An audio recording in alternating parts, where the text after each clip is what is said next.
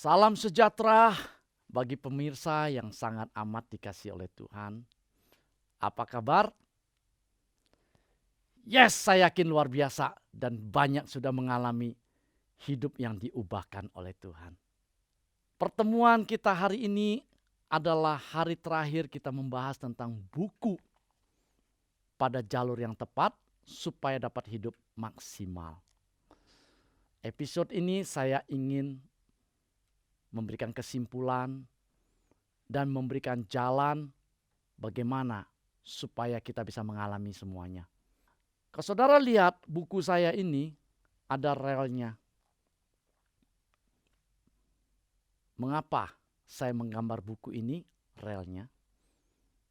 Karena kalau kita mau berhasil, beradalah pada rel yang tepat itu. Beradalah pada jalur yang tepat itu. Beradalah pada posisi yang tepat itu. Kita sudah membahas 9 episode berturut-turut. Masih ingat pemirsa apa saja yang kita bahas? Ya, saya hanya ingin mau sampaikan bahwa ikut Tuhan itu enggak susah. Ikut Tuhan itu tidak berat. Tuhan tidak pernah maunya banyak. Tidak. Tuhan tidak minta sesuatu dari dirimu.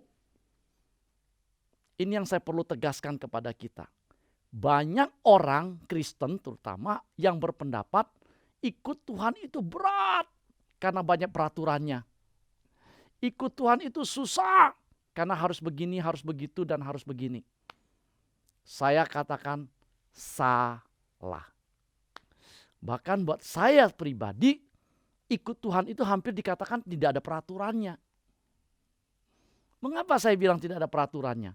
Karena kalau saya di atas kereta yang berjalan di jalur ini, saya nggak perlu pusing. Saya nggak perlu ngapa-ngapain, saya tinggal duduk diam, saya akan tiba di tempat dengan selamat. Saya akan mencapai tujuan dengan aman. Tidak perlu takut, tidak perlu perjuangan, tidak perlu hal-hal yang tidak enak. Mengapa? Karena saya berada pada posisi tempat yang tepat. Jadi kalau saudara nanya, jadi bagaimana dong, kan ada peraturan gak boleh begini, gak boleh begitu, gak boleh begini. Oh ya, saya mau sampaikan itu terjadi karena saudara tidak kenal siapa Tuhanmu. Itu terjadi karena saudara tidak tahu siapa dirimu. Maka seolah-olah banyak sekali peraturan yang harus diikuti untuk bisa menerima keselamatan, menerima kebaikan Tuhan. Sekali lagi saya katakan salah. Saya nggak setuju dengan pendapat itu. Mengapa? Karena buat saya sekarang ini ikut Tuhan bukan kewajiban. Karena buat saya sekarang ikut Tuhan nggak berat. Bahkan sangat enak sekali. Apa yang saya dapat itu bukan usaha manusia saya. Apa yang saya alami sekarang ini sampai hari ini, saya boleh merasakan kebaikan demi kebaikan demi kebaikan dari Tuhan. Dan kebaikan demi kebaikan yang saya terima bukan karena saya sudah berbuat sesuatu untuk Tuhan. Dengar baik-baik. Saat ini hidup saya diberkati. Di umur saya ini saya diberikan kesehatan. Bukan karena saya sudah banyak berdoa, peraturannya harus banyak berdoa. Karena sudah saya banyak berpuasa, karena saya sudah banyak membaca firman, maka saya diberkati. Salah. Salah besar, saudara. Itu sebabnya banyak kita berpendapat banyak peraturannya. Apa iya? Kalau saudara tidak berdoa, saudara tidak baca firman, saudara tidak memberi, maka saudara tidak diberkati. Apa iya? Salah. Pendapat yang salah. Saya diberkati Tuhan bukan karena saya sudah melakukan sesuatu buat Tuhan. Dengar baik-baik pemirsa. Saya diberkati Tuhan karena apa? Karena status saya sebagai anak yang amat dikasihi oleh Tuhan. Saya diberkati Tuhan karena saya anak. Saya diberkati Tuhan kenapa? Karena saya punya Bapa yang sangat amat baik. Maka hidup saya diberkati. Nah, apakah ada kewajiban untuk baca firman? Ada kewajiban untuk berdoa, berpuasa? Saya katakan tidak ada kewajiban. Tidak ada. Tetapi yang terjadi adalah semakin saya mengenal Tuhan, semakin saya merasakan kasih-Nya, maka saya merasakan kedekatan yang luar biasa. Saya merasakan bukan kebutuhan untuk berdoa, tetapi kenyamanan saya ngobrol dengan Tuhan. Saya tidak merasa lagi bahwa baca firman itu kewajiban. Tidak. Tetapi justru ada kerinduan dalam diri saya. Saya buka firman Tuhan lagi. Saya mau tarik lagi. Aduh, dahsyat banget ini firman. Tuhan begitu mengasihi saya. Tuhan menyediakan segala sesuatu buat saya. Ada jaminan ini, jaminan itu. Ada penyertaan ini, penyertaan itu. Dan ini semua saya dapat karena saya baca firman. Semakin saya baca firman, semakin terbuka rahasia-rahasia itu. Semakin saya mengenal bahwa Yesus Kristus yang adalah Allah itu begitu baik, begitu luar biasa. Ikut Tuhan itu tidak susah, sangat mudah. Caranya cuma 2 hal. Kenalilah Tuhanmu dengan benar. Kenali Dia dengan benar. Yang kedua, tempatkanlah dirimu pada posisi seperti yang Tuhan katakan. Gampang gak? Gampang. Gak susah kok. Yang membuat kita sulit adalah pengertian-pengertian salah kita tentang Tuhan. Kita sudah menganggap Tuhan itu salah. Begini, banyak orang Kristen menganggap Tuhan itu baik kalau kita baik. Tuhan akan marah kalau kita berdosa. Akibatnya adalah ada satu tekanan, ada satu intimidasi dalam diri kita bahwa kita tidak diberkati Tuhan. Maka kita berusaha dengan cara manusia kita untuk menyenangkan hati Tuhan. Dengar, kita berusaha dengan cara manusia kita menyenangkan hati Tuhan. Itu yang membuat kita merasa berat ikut Tuhan. Padahal kalau saudara tahu, dengan jelas dikatakan di 1 Yohanes 4 ayat 8-10. Bukan kita yang mengasihi Tuhan, tetapi Tuhanlah yang lebih dulu mengasihi kita. Yang membuat sepertinya susah ikut Tuhan itu bukan dari pihak Tuhan. Tetapi kitalah yang salah memberikan pengertian, yang salah menilai Tuhan, yang salah tidak mengerti ada jalan yang tepat. Akibatnya adalah kita muter-muter. Maka babak belurlah kita. Padahal ada jalan yang dengan jelas sudah ada. Kembali persoalannya, kita ini tidak mau berada pada jalur itu. Maka seolah-olah ikut Tuhan itu sulit, susah. Tidak. Nah, itu sebabnya saudara, saya membahas dalam buku ini supaya kita mengerti yang tadi 2 hal itu. Mengenali Allahmu dengan tepat. Mungkin saudara pernah mengasihi seseorang. Entah mengasihi orang tuamu, mengasihi anakmu, atau mengasihi suamimu, istrimu. Saya katakan ada seseorang yang engkau kasihi. Saya bertanya, karena engkau begitu mengasihi dia, karena kamu tahu orang yang kamu kasih itu sangat mengasihimu, saya bertanya, apakah Anda rela melakukan apapun untuk dia? Kalau orang itu begitu baik kepada kita, dia begitu mengasihi kita dan sekarang kita tahu dia sayang sama kita dan kita sayang dia. Apakah kita lakukan sesuatu dengan terpaksa untuk dia? Kita akan melakukan sesuatu karena terpaksa menyenangkan dia? Tidak kan? Betul nggak? Kita akan dengan rela melakukan sesuatu. Bahkan tidak diminta pun saudara lakukan. Haleluya. Loh, betul nggak? Kalau saudara begitu mengasihi suami saudara, karena tahu suami begitu baik, begitu mengasihi saudara. Begitu dia pulang dari kantor, tidak perlu disuruh, Anda langsung bikin teh, bikin minuman, langsung kasih ke dia. Dia minta nggak? Belum tentu dia minta. Tetapi karena saudara tahu dia baik, saudara harus masak air panas, saudara harus beli teh, saudara harus beli gula untuk masak, antar kepada suamimu. Ada pengorbanan yang dilakukan. Tetapi jelas, Anda lakukan dengan sukacita. Lakukan dengan senang hati. Kenapa? Karena Anda tahu dia baik. Sebenarnya itu yang harus terjadi dalam hidup kita. Kalau saudara pemirsa mengenal baik siapa Tuhanmu, maka percayalah saya, kita akan lakukan segalanya dengan sukacita. Saya sekarang ini berdoa bukan terpaksa. Sekali lagi, saya berdoa bukan terpaksa. Tapi ada kerinduan dalam hati pengen ngobrol. Kenapa? Karena pada waktu saya ngobrol, saya dapat sesuatu. Ada hikmat Tuhan, ada penyertaan Tuhan, ada sesuatu yang Tuhan berikan. Pada waktu saya sediakan waktu baca firman, saya nggak merasa kewajiban. Kenapa? Karena setiap firman yang saya baca itu terbuka rahasianya.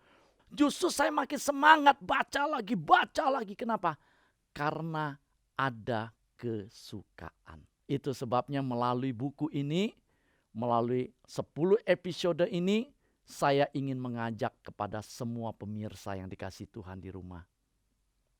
Ayo, rahasia-rahasia ini saya sudah buka, ada di buku ini. Buku ini saudara bisa dapatkan, peroleh di toko buku Gramedia, toko buku rohani, Tokopedia online. Saudara bisa memperolehnya. Ini rahasia yang saya coba buka, saya bagikan kepada kita supaya kita bisa hidup maksimal, supaya kita bisa hidup berhasil. Nanti kalau ada di antara saudara yang setelah baca atau ngikutin 10 seri ini kemudian saudara merasa masih berat, saudara hubungin saya. Kita sharing lagi. Kita bahas lagi bersama di mana letaknya bahwa ikut Tuhan itu susah. Ada peraturan-peraturan mungkin saudara katakan, ikut Tuhan ini kan gak boleh begini, gak boleh begitu. Gak boleh berjudi lah, gak boleh ngerokok lah, gak boleh itulah. Loh, saudara, itu berat karena apa? Karena larangan atau karena saudara merasa kesukaan pribadi saudara yang tidak boleh. Tergantung sudut pandang saudara. Kalau saudara merasa asik, mabok-mabok. Kemudian sekarang, wah ikut Tuhan gak boleh minum, gak boleh mabok. Ya itu bukan kesalahan Tuhan dong. Tuhan gak ngizinkan kita mabok karena apa? Karena dia melarang kita happy, kita suka bersenang-senang, mabok-mabok. Atau karena Tuhan tahu di balik mabok-mabok ada sesuatu yang tidak baik. Atau Tuhan tahu bahwa minuman keras itu menghancurkan tubuh kita. Atau Tuhan tahu ngerokok itu dilarang karena yang kita isep itu racun. Sebenarnya larangan itu untuk kebaikan Tuhan atau kebaikan kita. Ini yang jadi masalah. Kita merasa berat karena kita merasa dibatasi gerak kita. Yang kita mau hidup suka-suka. Ini intinya. Sebenarnya intinya di situ. Kitalah yang mau suka-suka hidup menurut cara kita. Sehingga pada waktu ada peraturan kita merasa, gila ikut Tuhan itu susah banget sih, gak boleh ini, gak boleh itu. Sebenarnya kalau saudara mengerti kebenaran, Tuhan sudah sediakan yang terbaik bagi kita.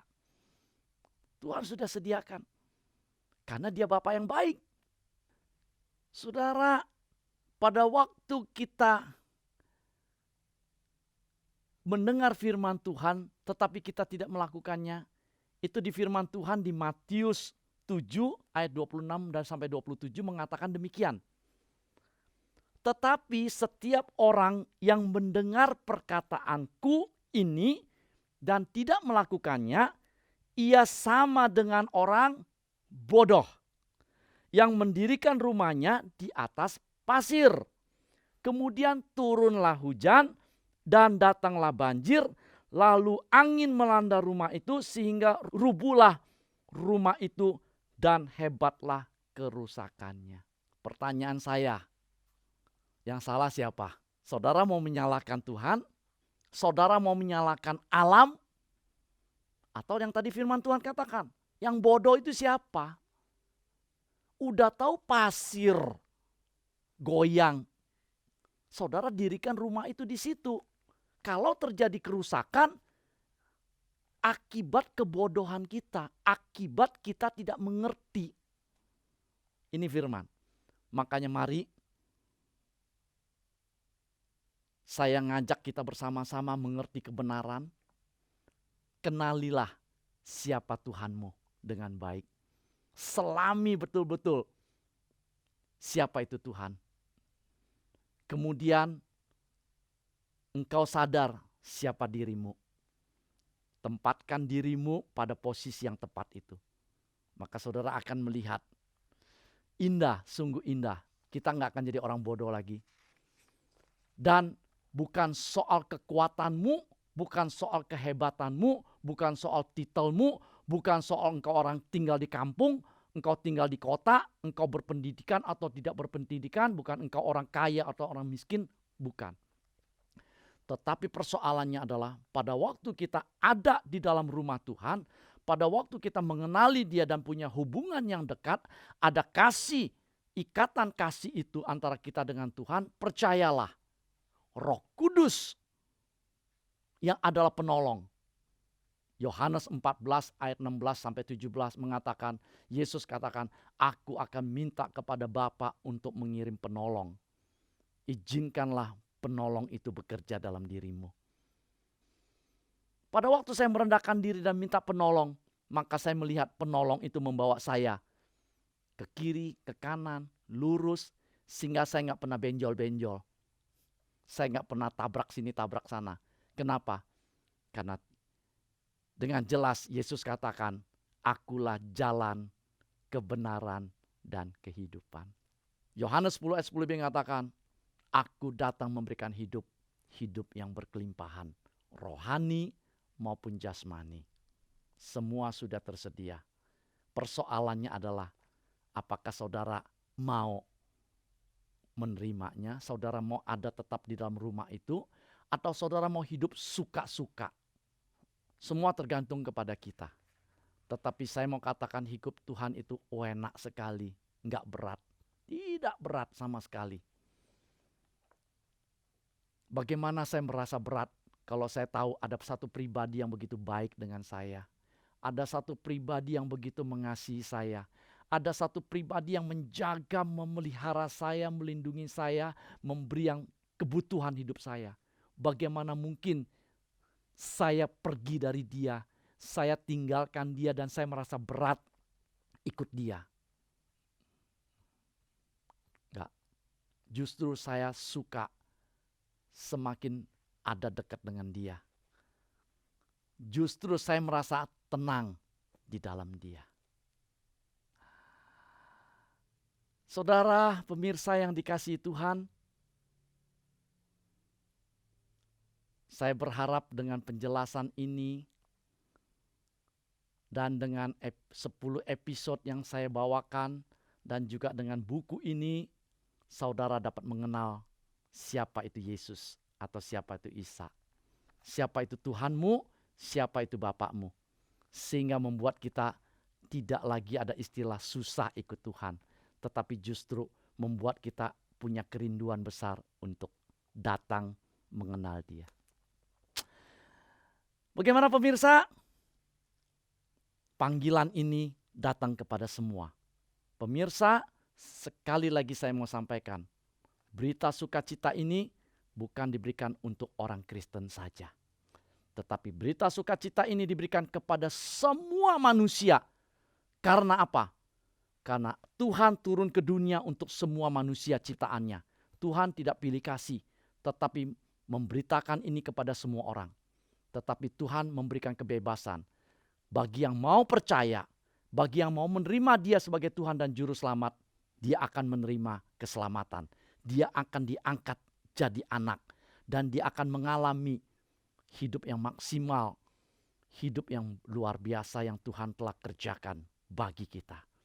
Tetapi kalau saudara keras kepala, jangan anggap Tuhan jahat. Jangan anggap ikut Tuhan itu susah. Tidak. Tidak. Sekali lagi. Ya, mau menerima panggilan yang luar biasa ini, bukti bahwa Tuhan mengasihimu. Baik, mari kita berdoa. Saya mau berdoa buat saudara yang terbuka hatinya dan mau mengalami kehidupan yang luar biasa sehingga hidupnya maksimal. Saya mau berdoa. Dalam nama Yesus, Tuhan, Engkau lihat anak-anak-Mu yang sudah mendengar berita sukacita ini dan saat ini mereka membuka hati dan mau berkata, Tuhan Yesus, ini saya. Saya mau jadikan Engkau sebagai Tuhan dan Juru Selamat. Dan jadikanlah saya anak-Mu. Tuhan, biarlah kasih Kristus turun atas mereka. Roh Kudus urapi mereka dan nyatakan diri-Mu bahwa Engkau Bapa yang baik, bahwa Engkau Bapa yang mengasihi mereka, dan mereka boleh menerima kasih karunia yang melimpah ini. Dan hidup mereka dapat diubahkan. Dalam Kristus Yesus berkat itu dinyatakan. Amin.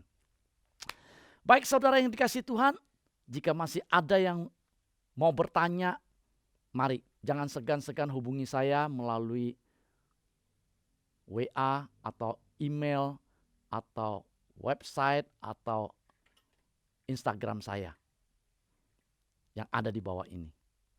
Oke, dan sebagai penutup, saya mau sampaikan saya sediakan 10 buah buku ini yang saya akan kirim kepada 10 orang yang pertama-tama meresponi pemberitaan firman ini.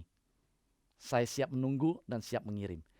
Oke, pemirsa yang kasih Tuhan, terima kasih sudah mengikuti saya, Jamie Suhadi, dalam program Ada Harapan. Sampai ketemu di episode lain. Tuhan Yesus memberkati.